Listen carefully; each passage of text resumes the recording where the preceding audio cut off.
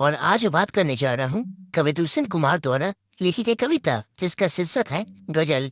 इस गजल में कवि इस देश और समाज की दुर्दशा को देखकर चिंतित है, क्योंकि जिन लोगों पर जन कल्याण की जिम्मेदारी है वही लोग भ्रष्टाचार में मिले हुए हैं। साथ ही कवि ने उन लोगों पर भी व्यंग किया है जो संघर्ष करने से पहले ही अपनी हार स्वीकार कर लेते हैं। इसलिए कवि को ऐसा लगता है कि जनता में जागृति लाने हेतु इस तरह रचना लिखना आवश्यक है। तो चलिए दोस्तों शुरू से इस गले को समझने का प्रयास करते हैं। प्रस्तुत पंक्ति में कहा गया है कि स्वतंत्र भारत के लिए सभी ने सपना देखा था। अब यहाँ के प्रत्येक घर में रोशनी होगी, ढेर सारी खुशियां मिलेगी, लेकिन वास्तविक स्थिति इसके विपरीत है।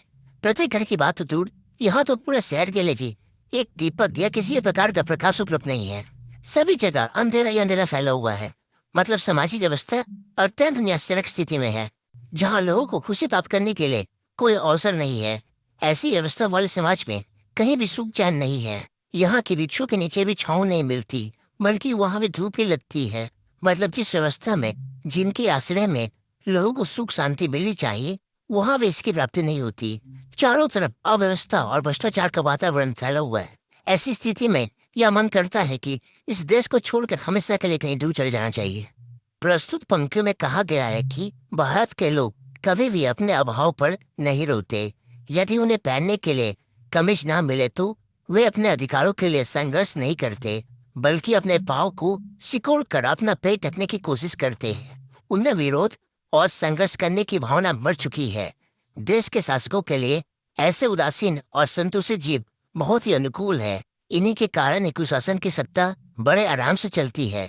ये भारतीय लोग भगवान को भी इसलिए मानते हैं ताकि उनके सामने अपना बुरा समय गुजारने के लिए कोई मनमोहक नजारा रहे, या केवल उनके सपनों का संसार है जिसके सहारे वे अपना समय व्यतीत करना चाहते हैं।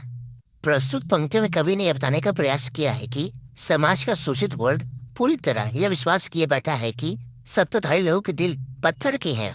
उनमें कोई भी दया, सहानुभूति या संवेदना नहीं है। लेकिन कवि का विश्वास है कि आवाज में असर हो तो सत्ताधारी पत्थर दिल भी पिघल जाएंगे। इसलिए अपीड़ितों की आवाज में असर डालने की कोशिश कर रहा है। सत्ताधारियों की शासन व्यवस्था तभी तो शोषित रहती है जब तक समाज के प्रभुत्व वर्ग, मतलब चिंतक, विचारक, कवि या शायर लोग चुप रहे, वे व्यवस्था के विरुद्ध आवाज ना उठाए। शासक वर्ग के लिए यह सावधानी जरूरी भी है, लेकिन दूसरी ओर हमें भी जमाने में उचित बदलाव लाने के लिए अपनी आवाज को बुलंद करना आवश्यक है। हमारा ये धर्म और कर्तव्य भी है। अगर हम अपने बगीचों में जिए तो इसी गुलमोहर मतलब फूलदार पेड़ के लिए मरे, यानी अपनी इच्छा अनुसार जीवन व्यतीत करें। उस पर किसी भी प्रकार का नियंत्रण ना हो। समाज कल्याण ही हमारा धर्म होना चाहिए। हम इसी के लिए जिएंगे और इसी के लिए मरेंगे।